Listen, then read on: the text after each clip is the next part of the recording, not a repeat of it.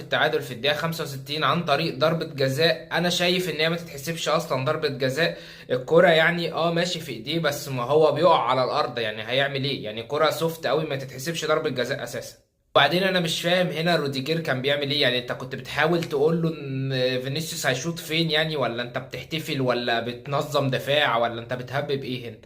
وانت بقى يا معلم قبل الماتش شاغل برضه دماغك بأم الزفت اللي انت بتقعد تعمله، ولو الموضوع اتكرر تاني انا هاخد اللعيبة ونمشي والكلام ده كله. تمام، ما جيتش بقى الماتش ليه؟ يعني فينيسيوس النهارده ما جاش الماتش، ما جاش، وحش جدا جدا جدا، ما جاش الماتش بجد، وخارج من الملعب قرفان ومش عاجبه. انت بتهزر.